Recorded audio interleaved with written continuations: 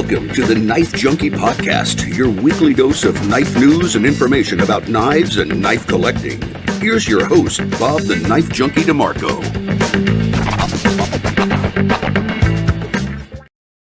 Welcome to the Knife Junkie podcast. I'm Bob DeMarco. On this edition of the show, I'm speaking with custom knife maker Jesse Jarosz. Jesse is a stalwart of the modern knife making scene, having created some of the most sought after folders from the past 15 years. His knives are both hard use and maybe even tactical in nature, but they also have a refinement and beauty that have made them some of the most coveted among collectors. Over the years, his product lines have expanded, pulling Jesse into the design world, establishing his own branded line with a legendary U.S. knife maker. We'll meet Jesse, check out his work, and hear all about how he got where he is. But first, be sure to like, comment, subscribe, hit the notification bell, and download the show to your favorite podcast app.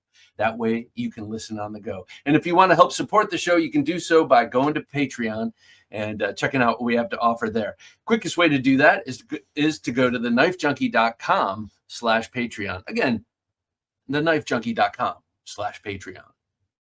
Adventure Delivered, your monthly subscription for hand-picked outdoor, survival, EDC, and other cool gear from our expert team of outdoor professionals.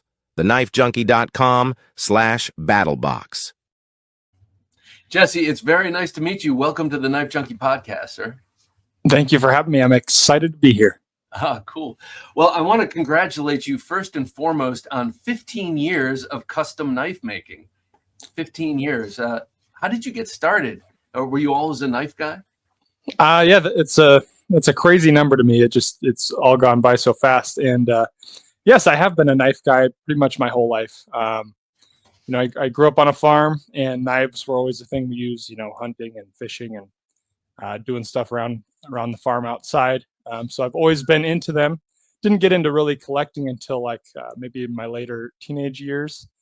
And I guess it was only natural that I eventually started tinkering with it and making my own.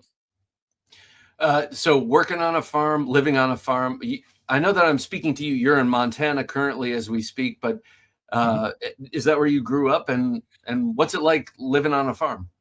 No, I actually didn't grow up here. I grew up in Nebraska, and growing up on a farm was pretty special.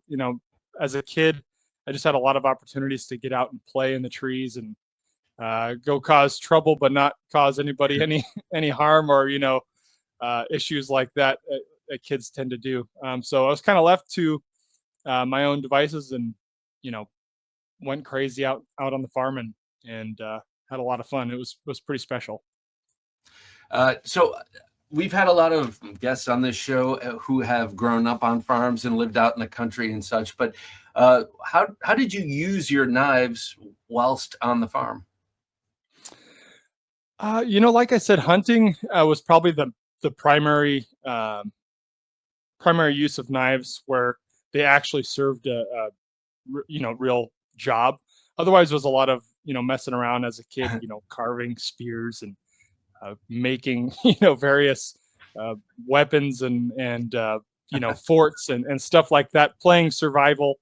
As a kid, you don't really know what you're doing. You're doing a lot of experimenting and playing around, and that was probably the most I used knives. But as far as actual application, there was a lot of hunting. Deer especially, upland birds, things like that. It's funny talking about making survival, playing survival in the woods and stuff like that. Growing up, I had some woods behind my house, but I was definitely in suburbia. And the generation above me, on my dad's side, grew up in Cleveland, downtown Cleveland, so definitely urban. And they played with knives, but in a different way. And they had a game I think they called it Dippity Doo, where they would open up a pocket knife and see how close they could throw it and stick it in the ground next to someone's foot without nailing them. So maybe survival in a different sort of way, but kind of cool. So how did you get started in actually making knives? Yeah, that's kind of a funny story. I think this part of the story is always a little blurry to me, but I think I still lived with my parents So I'll backtrack a little bit. So when I graduated high school, I joined the National Guard and I had, basic training and all that stuff. So I didn't go straight off to college. And I lived with them for about a year after that. So I think I still lived with them.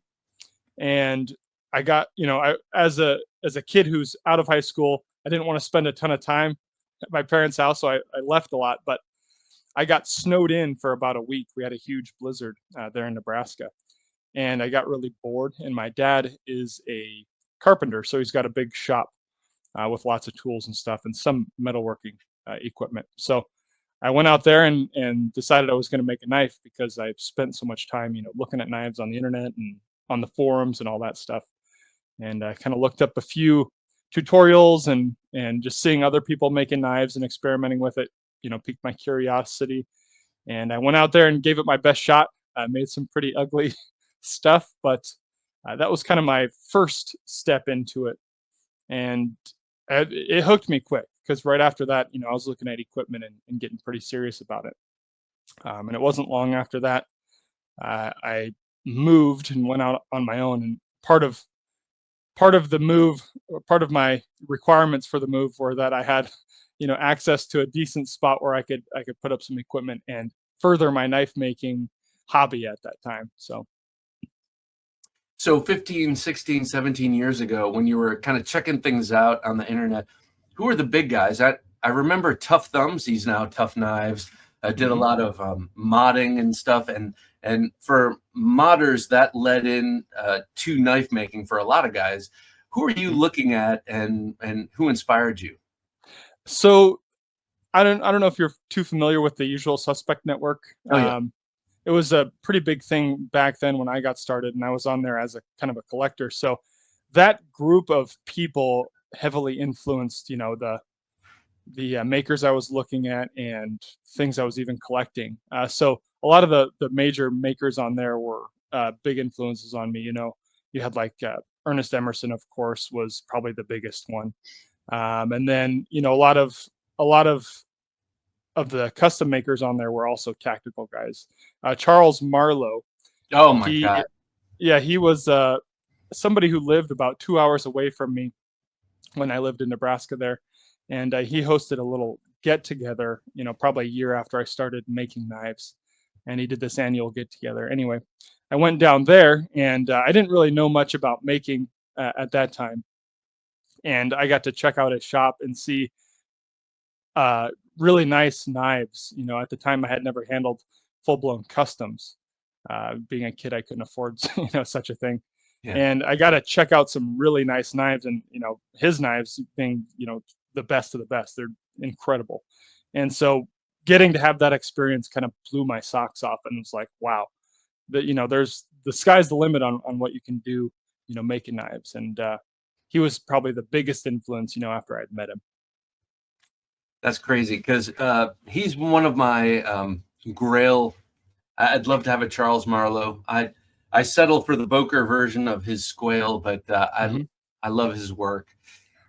So that's interesting that he was a part. Oh, we'll be talking after this. I'm going to throw you an offer. Just kidding. But that's really cool. So Charles Marlowe, but also Nebraska, the Midwest, and the USN.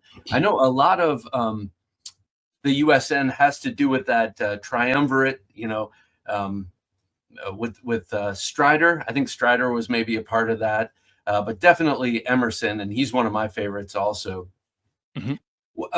As I was setting up this interview, I was talking about your knives are definitely hard use from what I've experienced, but also kind of tactical. But yours are classy tactical, if I can say that. Like they're very refined with refined materials and treatments and such.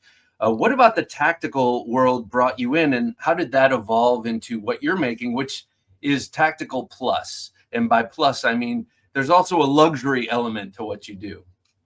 Yeah, definitely. Excuse me. So, yeah, like I said earlier, being in the National Guard at a young age, a lot of my friends were also in that in there with me, and of course, being in the military, we were into the tactical everything, right? So, gear was a big part of that, and knives were a big part of that. And so I guess it was only natural that that was kind of the direction I went. Um, it is kind of surprising to me, I guess, that I didn't check out a lot more traditional stuff with my, growing up on a farm. Mm. Like I can remember my grandpa carrying slip joints, and my dad every year when we would, go deer hunting, he would get out this box of knives, and I still don't know where this thing is, but full of tons of classic hunting knives, bucks, westerns, all the leather stacked handle Oh, type stuff, brass guards, all that stuff. So I don't even know how old these things are, but I distinctly remember this box. Anyway, yeah, so I'm surprised that didn't play a bigger role in my early days of knife making, but the military probably was a big factor in that. And tactical stuff, back then was really popular. With all the military engagement we had around the world at that time, it was a lot more prevalent, I suppose, and I think it had a big impact on culture in general. So, yeah. well, let's talk a little bit about this box of knives your dad would pull out. I'm a big sucker. I mean, I go by the Knife Junkie. I love everything. It doesn't matter if it's a slip joint, modern, traditional. What was in that box, and what was your dad's attachment to that kind of stuff? Yeah, I couldn't give you any specific models, but it was I remember a lot of westerns. I can remember seeing the Tang stamp, and yeah, just kind of a lot of those classic patterns. Um, all of them were pretty rusty or had heavy patina. The Mm. leather just so dark from being used over time. They probably belonged to his dad, to be honest. I know he had quite a few things that he kept from his dad that were passed down, and they probably have a lot of sentimental value to him, I'm sure. Well, I know that generations before us, and I think I'm a generation kind of ahead of you, but generations before us were definitely looking at knives more as tools.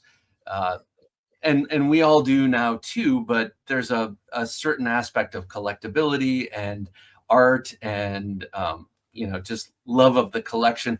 And I think that has expanded in recent years, but back in the day, people were really just using them. And this is my favorite knife for hunting because it dresses field dresses best, or what have you. But in terms of the National Guard influence, when you were there, what were you issued, and what do you think of what you got there? The only issue knife we got was it's funny because I designed for them now, but it was a K-bar knockoff, and it was Oh, horrible. I mean, not, it was so bad. So I don't even know what actual brand it was, but it was really bad. From the sheath, terrible, terrible sheath. The knife was very janky overall. The leather handle was like rough and so you were issued a K-bar dupe, as my daughters like to call it, a fake. What was that like, and how did that inspire you to acquire something better? yeah, it was a funny knife, and I don't know that it inspired me in any way. It was kind of a joke because everybody, by that time knew I was very into knives and I carried a lot of high end stuff by then, and it was just kind of was something we made fun of a lot, and compared to nicer stuff we had. So yeah. So you were carrying high-end stuff while in the military. My brother-in-law was a Marine, and he constantly had gear stolen. So he was like, "Don't ever bring anything cool." What were you carrying, and how did you manage to hold on to it? I wouldn't bring like a ton of stuff around just to, store or, keep in my locker or anything like that. But in my pocket, I always had, probably an Emerson or a Hinder or something like that. Um, so it was probably something like that, at the time, nothing custom, but higher end productions and probably like the popular tactical things of that time. So. All right. So we all know that knife making is not the easiest thing to get into and then make a living at, certainly. So how did your love of knives shift into your making them? Yeah. I've always had a tendency to like to make things, and I think it was just a curiosity thing, right? I had collected so many knives prior to making, and I guess it's been so long ago. I guess I can't pinpoint the exact motivators, but I think it was just a curiosity of, could I make something like this? Could I, what could I do with this? I guess, what am I capable of? And then once I actually started doing it, then the wheels really start turning because you see the potential there. You see, okay, this is how that works, and this is how this fits together. And um, I guess to me, once I start getting into a hobby, it's like the floodgates open up, and it's like, wow, I see all this potential and directions I could go, and that's where the fun really began for me. Was it folders that you were most interested in jumping into first? I mean, was that the end goal to make really awesome folders, or how did that fit? At the beginning, I don't know that I actually had any sort of end goal. It was more, this is something I can play with in my free time, and it was just fixed blades there for the first few years. I don't know that I saw myself getting into folders, so I just made a lot of fixed blades. At the time, I would have called them, tactical or tactical inspired. I did do some hunting stuff as well, but they were pretty hideous. Well, you mentioned like the expensive stuff. Sometimes I've heard, and I've made a few knives here, dabbling, and it was definitely inspired by this, where I'm thinking, oh, I'm a creative guy and I'm good with my hands, and I don't want to spend all this money to fill out my collection. I think I could make something like a Terzawulla. Obviously, I couldn't, but my inspiration to attempt it was to kind of save a little money along the way. Was that did that have to do with it at all? Definitely, that definitely played a role. I remember, you know, I was buying a lot of higher end productions at that time. Probably $300 to $500 range was Mhm. my max, and that's still, still a lot of money for a knife.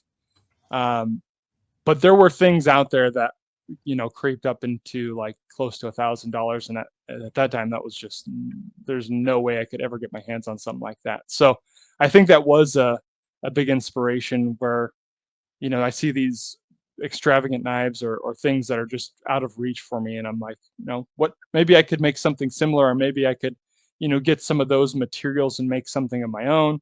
Yeah, I do think that played a role. So when you finally got started, you're collecting knives, you're loving knives, you're even using them. You grew up using them. How did you approach the making of them? Yeah, that's a good question. I guess I just wanted to make stuff that I wanted to carry. It was just about my own needs at the time. I didn't really see myself making them for other people unless it was for a gift. Mhm. So it was kind of, what I saw the need for the knife. And at that time, I collected so many things. I don't think I really understood what made it a good knife, even though, I had, lots of different brands and, types of knives. I don't think I really understood everything behind what makes them work well. And I think that's where I started to learn that is when I started making things. Well, this doesn't work, or that doesn't feel good. Stuff like that. Um, so the experimentation, helped me learn a lot. Well, I know that you're known mostly for your high-end folders and your beautiful materials, very high-end finishing and design. Tell us about your process. Like, how did you get into actually making the folders, and then how has that evolved? I mean, we're looking at Jim just put up some of your most recent stuff on screen, and they're so refined and so beautiful. I'm sure they didn't start like that. So, how did how did your process begin, and how has it evolved over time? By the way, I love that recurve. So beautiful. Anyway, so how did it start, and how did you get to here with the folders? Yeah, thank you. First of all, those are very kind words. So thank you. And when I first started dabbling into folders, I think that's what kind of propelled me forward where, I saw the potential for this to be a career. Mm. I started posting, the stuff I was making on the forums. And at that time, even still to this day, folders are the thing, right? For I would say a larger part of the custom community, folders really get people collecting and that kind of thing. Yeah. Then maybe that's up for debate, but that's kind of the part of the industry I'm in, so that's what I see. But anyway, when I started making the folders, it got me a lot more attention, I guess, where people were wanting to get stuff from me, and with that, I guess my trajectory really changed, and everything kind of shifted towards that because I saw it as a potential to make some side money or maybe even a career someday. And I got a lot more input from people on what they wanted and ways I should improve and things like that. And so once I started making folders and dabbling in that, I think that really propelled my knife making journey forward. And I guess the influences I had at that time, especially being friends with Charles, I would spend a lot of time with him. I would go over there, quite a few times a year. And funny enough, we would never really make anything together. We spent so much time in his shop, but maybe once or twice I actually remember working in his shop. But we would just talk. We'd philosophize about knives. We'd talk about other stuff. But being in his shop and talking with him and showing him stuff that I made really shaped how I saw knives and what I valued in a knife, and the things that I uh, needed to work on. I think really took hold with him. You mentioned the forums, and I feel like they're less a part of the knife collecting thing right now. I think Instagram has sort of usurped that, and YouTube and such. But for people who might not know, what was the influence and the power behind all of these knife forums, blade forums, and knife forums, etc.? Yeah, though I look at that time with a lot of nostalgia. I do think the forums play a very different role now. They're not nearly as popular. Like you said, large part of the community is just out on these social media platforms, which it is great because it allows us all to be connected and there's a lot more information to sort through. But at the same time, I feel like it kind of decentralized the community where, you know, at a time you could kind of pinpoint places where there were groups of people and you could get in there and interact. And it felt like it was easier to develop relationships to me. Mm. Maybe that's not the case. I know there's still, I meet people every year that I become close friends with, and it's not through the forums, but it just felt like it might have been easier then. And I felt like there were more get-togethers and things like that. But the forums were really pretty special because not only did you have that community aspect, but you also had all that information kind of archived right there. So anything you talked about, any post that was made, pictures, all that stuff um, still exists out there. The USN went through a server change, so all that's gone. Like blade forums, you can sort through so much old information, and I think that's really cool and special. And that's something we've kind of lost because you can't efficiently search through Instagram, right? Right, It's right. very very difficult. YouTube, of course, you can go back, and that's great. And YouTube is its own thing, and I love YouTube. Without YouTube, I wouldn't be in the place I'm at. Right? There's so much to learn there. But I think we really lost something special with the forums. But that's just that's life. Things come and go. But it was really cool to have all those people and all those resources and all that information kind of right there in that little spot. Oftentimes I'll do searches on makers or what have you, and it will bring me back to blade forums, and that's where I first traded knives and bought secondhand knives and that kind of thing. And it's amazing to me. It is a historical archive for sure because everything has been maintained. I know they changed servers, but things didn't get wiped out for them for whatever reason. And it seems like a lot of information sharing happened there between knife makers and and groups of knife enthusiasts. Oh, I like Emerson. I like Strider. And then there was a lot of interchange of information there. Mm-hmm. Would you say that you learned about the craft there without seeing? You mentioned YouTube. You can see what people are talking about. This is how I grind a blade or whatever. This is how I make a lock. But over there, it's all text. Did you still pick up a lot of stuff there?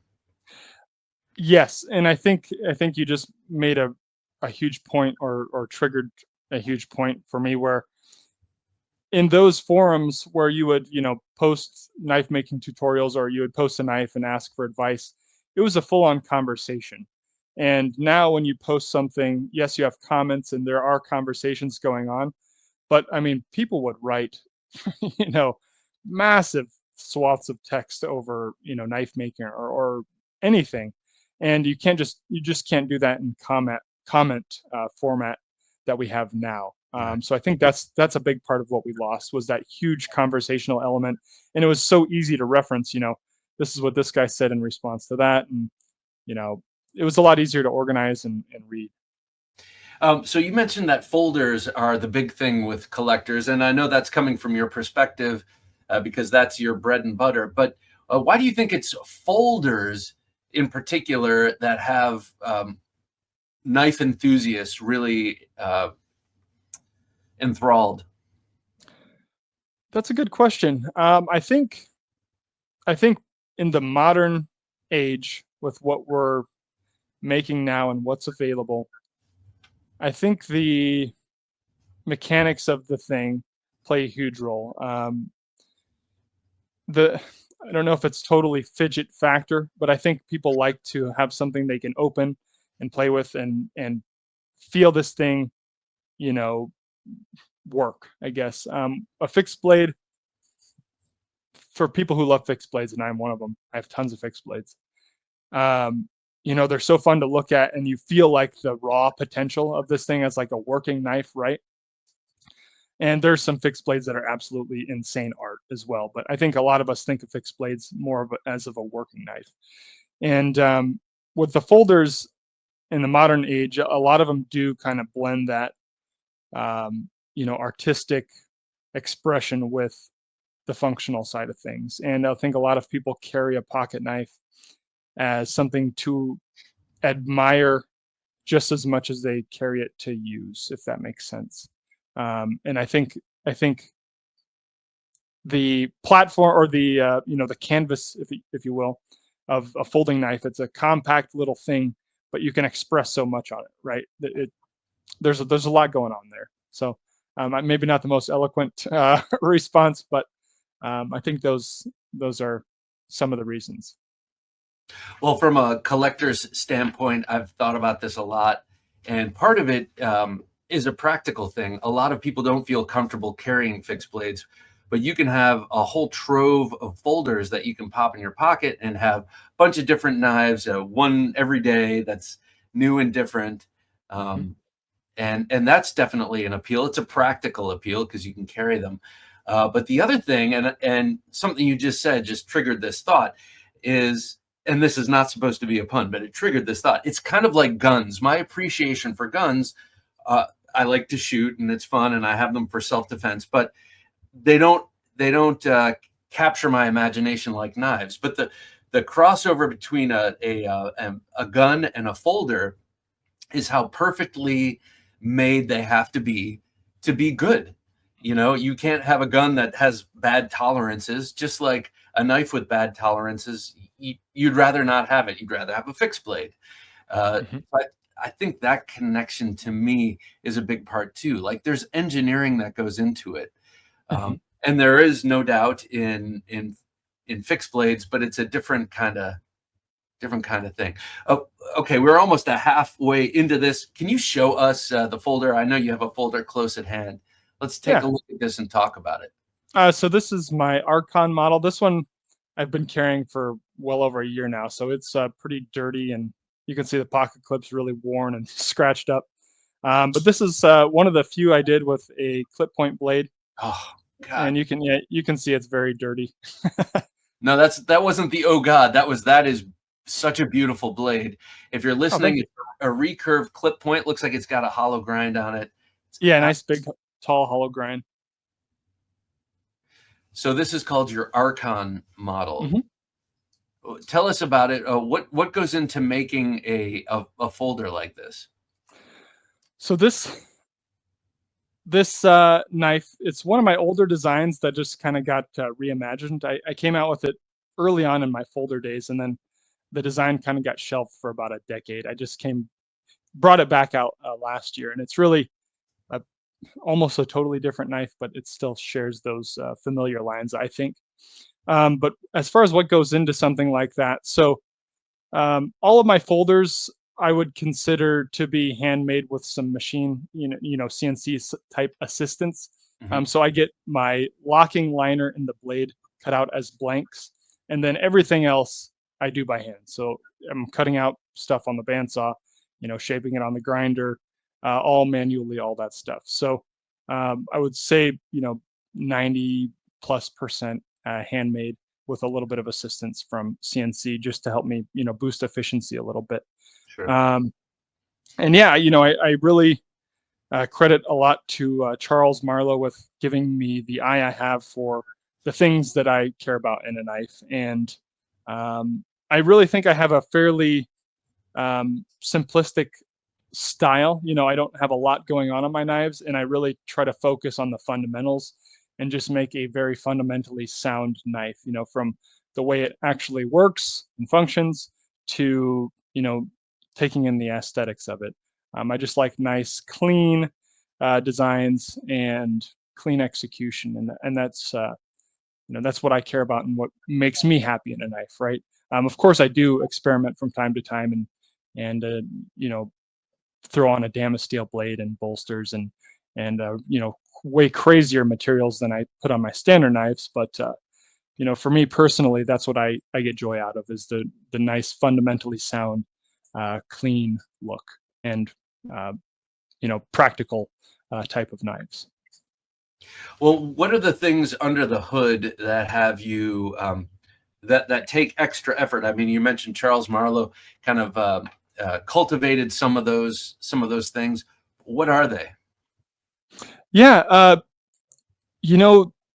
there are things I think people often overlook until you maybe compare knives up close. Like if I, take one of my earlier knives and compare it to something I make now, you'll obviously see it, and feel a lot of changes. But there's a lot of just subtle things, and I'm not going to be able to show you too well on camera, but from the symmetry from side to side on the contour of the scales, like is the corner here, is it perfectly symmetrical from side to side, and from front to back, is it uniform? The bevels, are they uniform and symmetrical?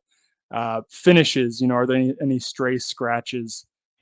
Things like that. The action, obviously, you can feel whether or not an action is good, and if something is sloppy or loose, or if there's play somewhere there shouldn't be. Those are all things you can feel. So it's just making sure, aesthetically things are lining up, as close as possible. The goal is perfection, but nobody can make things exactly perfect, right?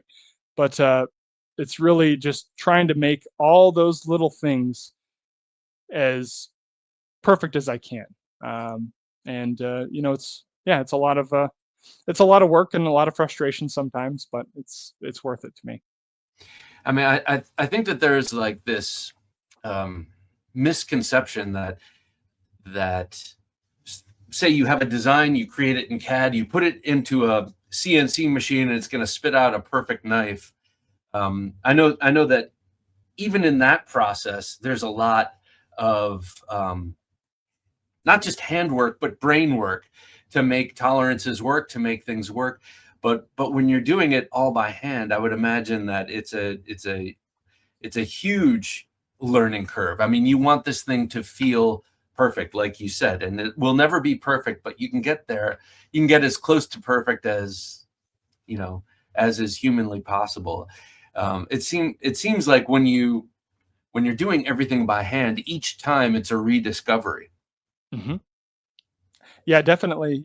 I have a I have a lot of admiration for guys who do stuff with CNC too. I think it's just a different tool in the toolkit, and there's a whole different skill set there that I don't even, understand. But yeah, it is, each one brings you new lessons and things you can improve on the next one. And something I really enjoy is I usually do small batches of knives. So, 3 to 5 is kind of my sweet spot. Sometimes I'll do more. And when I do that many, it feels like I learn a lot more because I'm doing, the same thing, 5 times in a row. And it's like, okay, this one right here, the first one in the line, I did this little thing I wish I did better. Well, I have 4 more opportunities right now to make that improvement. Whereas Hmm. making one at a time, some of those lessons I think get forgotten, or it's like you remember it after you already did the thing. So, if I make a knife this week and then, 3 weeks later I make a similar knife, a lot of those lessons aren't fresh in your mind. Whereas, in a batch, it's like, okay, right here I get the chance to make that improvement. And that's something I really like in my process. I think, and tell me if I'm wrong, but I think makers like you uh, probably have an ever growing, but a stable of collectors, people who love your stuff. What do they expect from you in a Jarosz custom knife? That's a really good question. I think they expect functionality first, I would say. I think, having the knife come very sharp, be mechanically sound, the lock's not going to fail. Um, you know, I think they're going to expect it's something that they can actually use and trust. Um, and then, second to that, or maybe it's right up there. It's hard to say, I guess, but is those fundamentally sound features. The uniformity, the symmetry, um, all those little details that I really try to get right.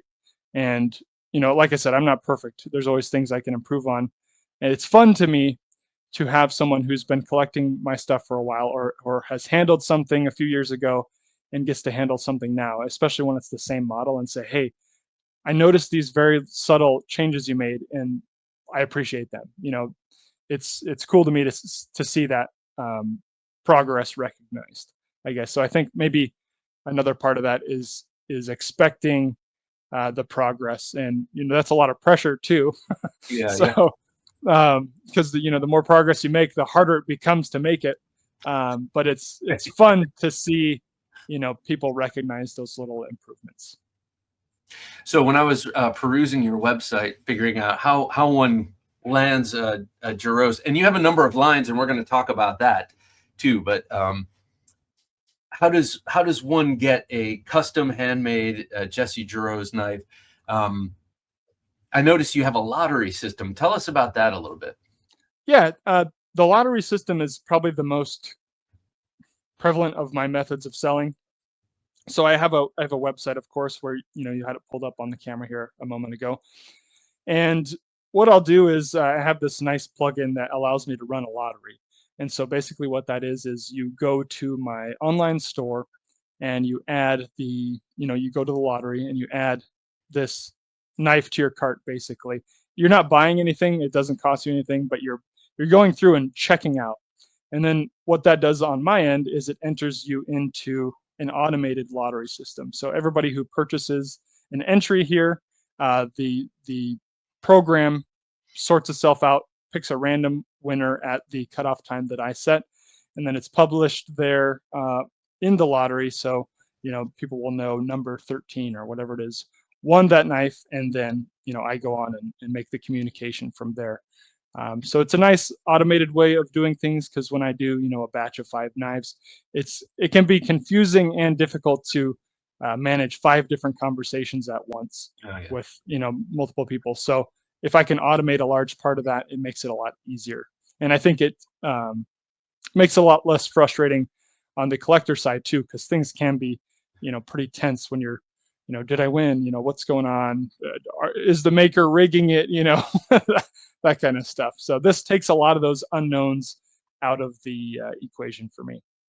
It seems like it makes it a lot more fair to people who have and forgive this expression, but for people who have lives and who can't be like hovering over the refresh button when they know you're going to drop something, it kind of seems to level the playing field a little bit. And like you said, I would imagine there might be sour grapes. Oh, Jesse always sells to that guy, Bob DeMarco 22. Why not me? But it's luck of the draw, and I think that's a good way to do it, especially when you're machine, with machine assistance, hand making knives. You can't be just like pumping them out. But you've done some things to up your efficiency in terms of output. Tell us about your various lines that you have. Yeah, a large part of that efficiency thing, like you said, with the machine assistance, having those couple blank parts cut really saves me a lot of time because those eliminate just sitting on the bandsaw all day cutting out however many parts. It's to me that's just something that my time is better spent doing. Putting the soul in the knife. Grinding blades, cutting out handles, contouring, that sort of thing. But as far as the different lines I have, obviously there's my full blown custom stuff, and there's the what frankly more people might be familiar with my K-bar line because they're a lot more they're producing a lot more knives than I can, and K-bar is an absolute legend of a company, and I'm so privileged to work with them. But there are a couple other things I do, not as much, but I try to do little projects here and there where I might outsource a large part of like a fixed blade, where I'll have handles CNC machined and maybe the blades ground and things like that. And then I'll do some of the fitting and assembly in-house. It's not something I do as often right now. I do have my eye on a couple projects in the near future that I hope to get to like that. But yeah, I try to offer different price ranges and different, I guess, forms of manufacture in order to achieve those price points and quantities that are available. So what's it like for someone who's a hand maker, or well, you make custom handmade knives, and then you go from that to someone like K-Bar, who is a legend, and I love K-Bars and how they mass produce stuff. What's it like going from that, where you can scrutinize every detail of something you make in your shop, but you can't do that with them? You're handing over a design. Tell us about that. Yeah, you know, there's something I didn't realize till later on in the relationship with K-Bar, and that is that production companies, not just K-Bar, every company has a process that is unique to them.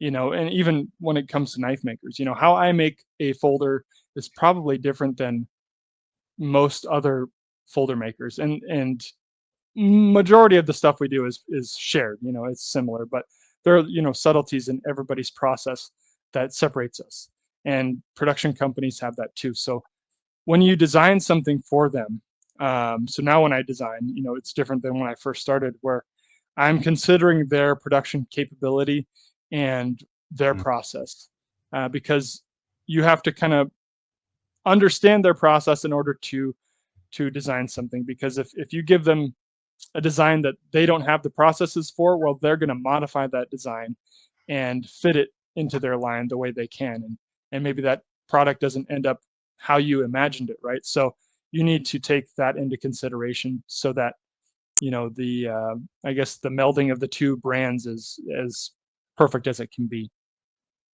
Yeah, so a K-Bar isn't going to retool their entire giant facility for one design that you might send their way.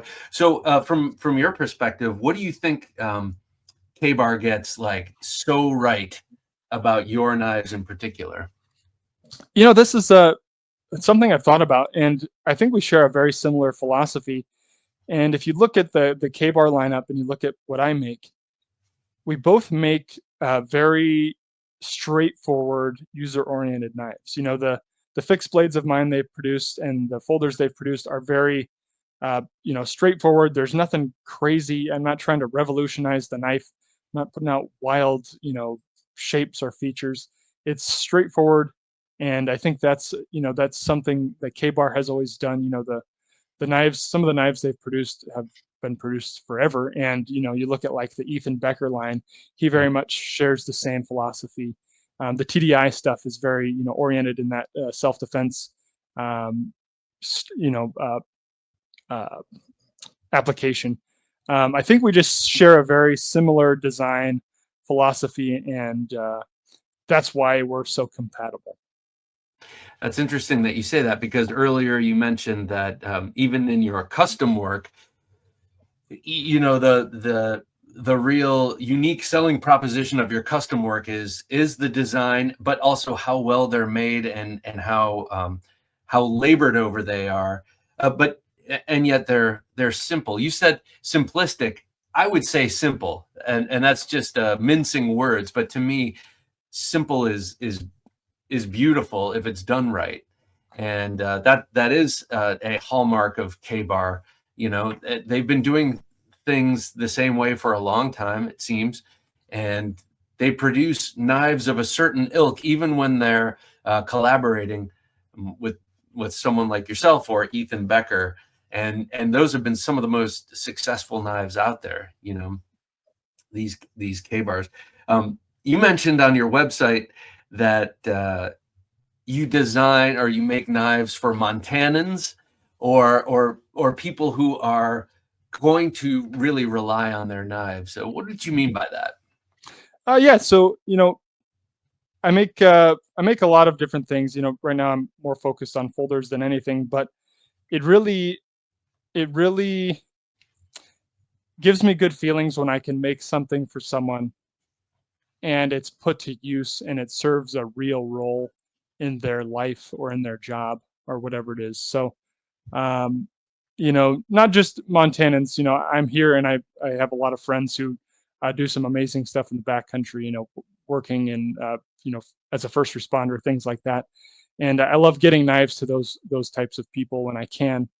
Um, so yeah, it's just people, and not just Montanans, but people anywhere who are doing something where a knife plays a big role in it. It just really, it really, it's everything I stand for, right? It's providing something useful, and yeah, stumbling over my words here, but it's really making a tool, and the tool's getting used.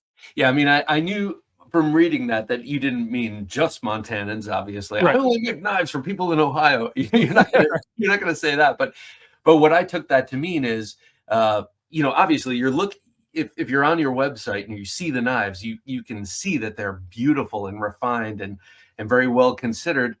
But the Montanans part is, to me, like someone who actually relies on their knives. I collect them. I love them. I view them almost as art, functional art. But someone who's living out on the frontier, so to speak, or going deep in the backcountry can rely on these things, as well as the guy who's appreciating them for their aesthetic. Oh, wait a sec. I didn't realize this. Sorry to interrupt myself, but as Jim is scrolling through your work, I see you use is that a top liner lock? What is that? Yeah, that's the Spyderco compression lock. Yep. So I've used that for I think over a decade now, and earlier when I was using it, it was something you licensed from Spyderco. They own that lock. Their patent has since expired, and it's free game. But if you call it the compression lock, which I do, you need to reference Spyderco. So I always make sure it's the Spyderco compression lock. So yeah, that's it's a really fun mechanism that I've always loved, and I saw a need for it in the custom market, and that's something that's a regular part of my lineup. I don't know of too many other guys using it at the time. I think there might be two or three. So yeah, it's a fun mechanism, one that I really enjoy, and uh, you know, speaking from experience with my little market, people really enjoy having a custom with that mechanism. It's got a nice fidget factor. It's a very sound lock, and yeah.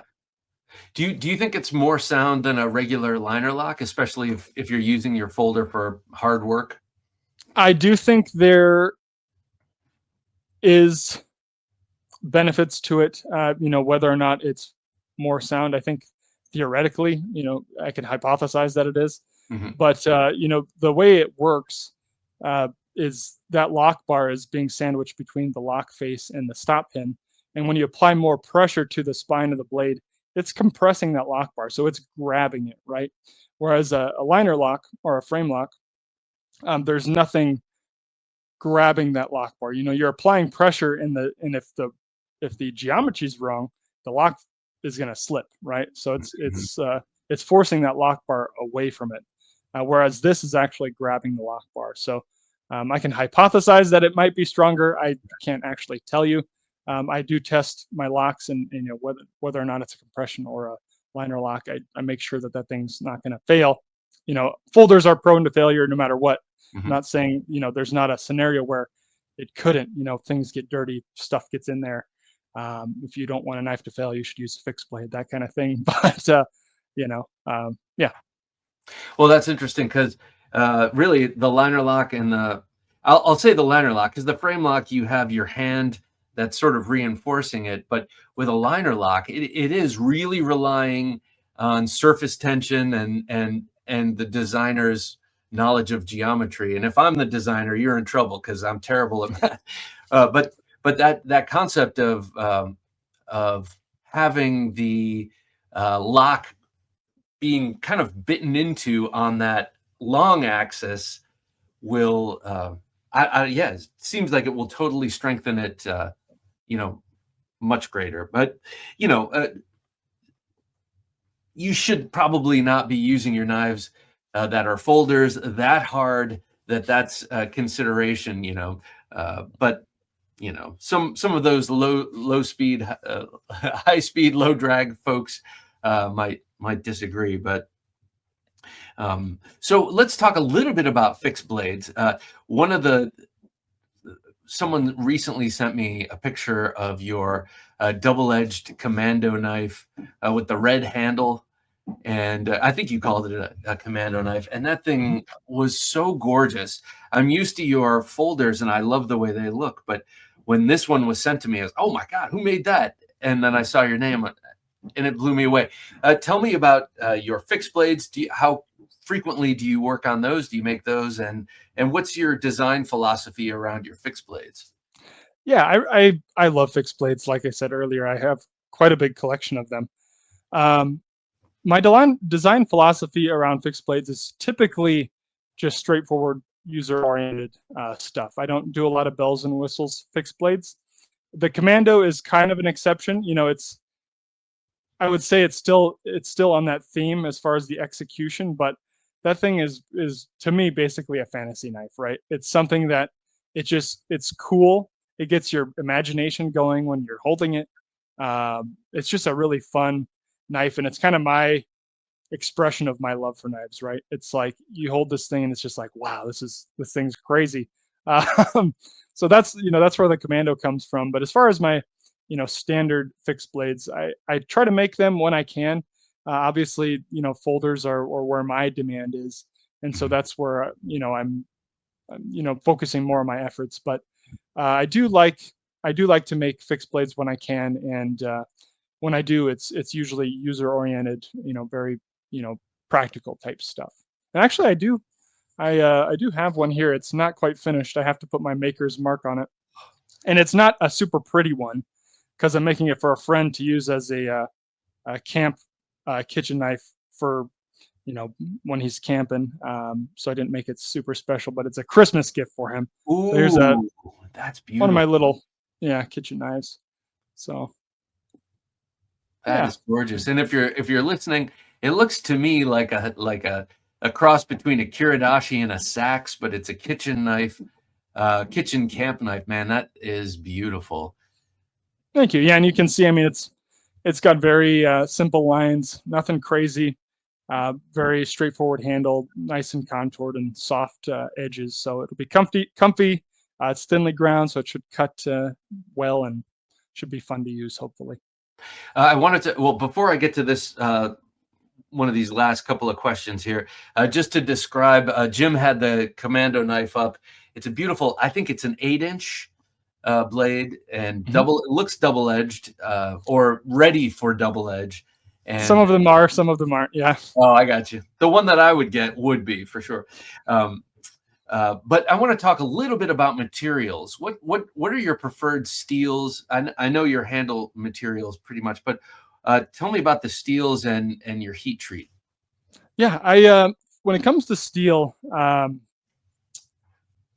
having something that's reliable is probably the biggest factor for me. And there's so many great steels out there nowadays. But I'm using a lot of MagnaCut. It's the popular thing, but it's been a pleasant steel for me to use as a user, right? As someone who's using knives, I'm quite impressed with it. And then I really enjoy AEBL. It's been Mm. around forever, and I think it's finally getting the attention and respect it deserves. If you go back, we were talking about forums.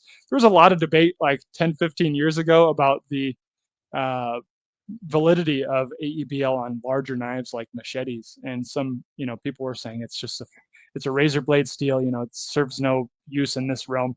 And now we're finding out AEBL is probably, if not one of the, if not the most tough stainless steels we have available.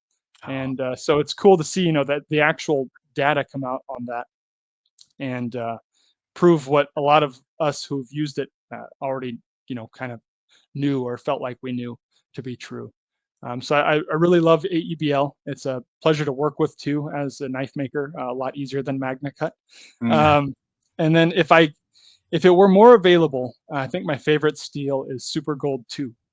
And it's just not something that's available to U.S. makers. You can get it, but the places you get it from typically have very low quantities, and it's outrageously expensive.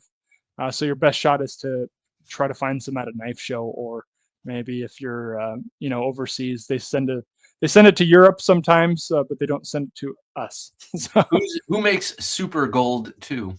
Takafu in Japan, and I've used a number of their other steels. And as a steel manufacturer, I have nothing but good things to say. Their steel is incredibly clean, and yeah, Super Gold 2 is just it's a beautiful steel, and it's a great user steel. So I wish it were more available. So if Takafu is listening to this, send me Super Gold 2. All right. Before we wrap, I want to ask you kind of well, it's a question that only someone such as yourself, who's been doing this for 15 years, can answer. How have you seen, since you started, the knife world evolve in terms of design and demand?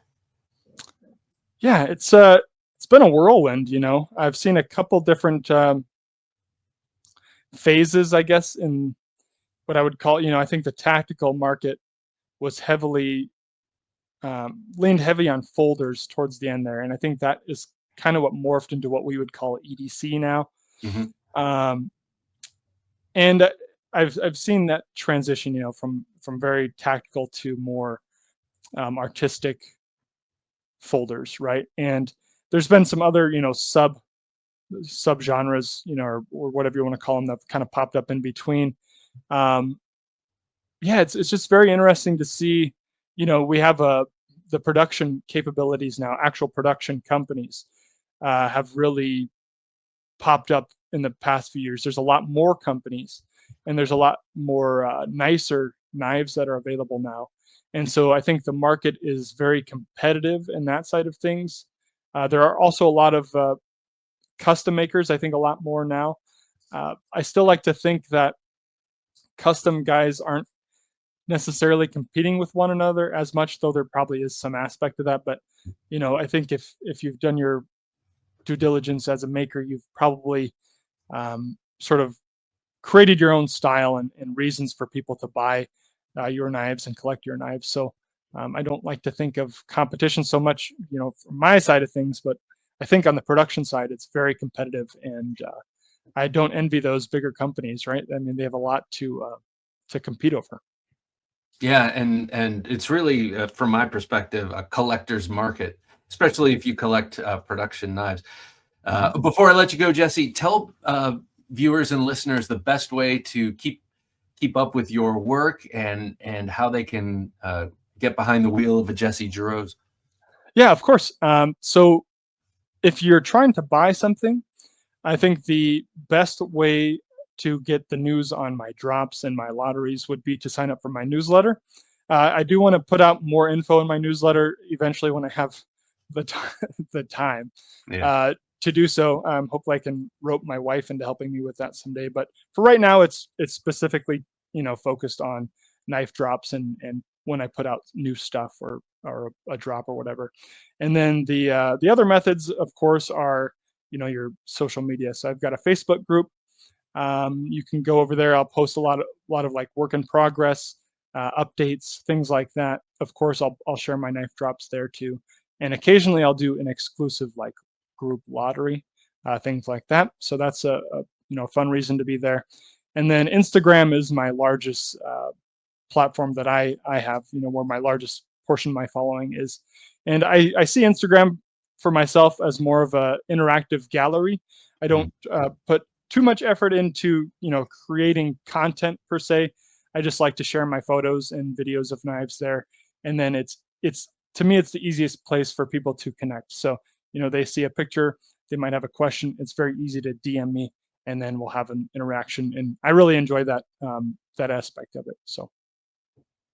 Well, Jesse, thank you so much for joining me on the Knife Junkie podcast. It's been a pleasure meeting you and finding out about you. I've always heard your name and been familiar with your work, but it's really cool to meet the man behind the knives. So thank you so much for showing up. Yeah, thank you. Thank you for having me. It's been a privilege, and I'm very grateful to be here. Awesome. Take care, sir. Thank you. You know you're a knife junkie if you're as happy as a kid on Christmas morning when that new knife arrives in the mail. There he goes, ladies and gentlemen, Jesse Jarosz of Jarosz Knives. He mentioned all the different places you can keep up with his work and get his work. But I also recommend checking out K-Bar if you want to just dabble and really, feel what the basic designs feel like in hand. Don't forget that K-Bar has its entire K-Bar Jarosz line, so you can check it out there. You can also check out another great interview next week on Sunday, and Wednesday, the midweek supplemental, and Thursday for Thursday Night Knives, where you can talk with me and other enthusiasts and really get the lowdown. All right, for Jim working his magic behind the switcher, I'm Bob DeMarco saying until next time, don't take dull for an answer. Thanks for listening to the Knife Junkie podcast. If you enjoyed the show, please rate and review at reviewthepodcast.com. For show notes for today's episode, additional resources, and to listen to past episodes, visit our website, TheKnifeJunkie.com. You can also watch our latest videos on YouTube at TheKnifeJunkie.com/YouTube. Check out some great knife photos on TheKnifeJunkie.com/Instagram, and join our Facebook group at TheKnifeJunkie.com/Facebook. And if you have a question or comment, email them to bob@TheKnifeJunkie.com or call our 24/7 listener line at 724-466-4487, and you may hear your comment or question answered on an upcoming episode of the Knife Junkie podcast.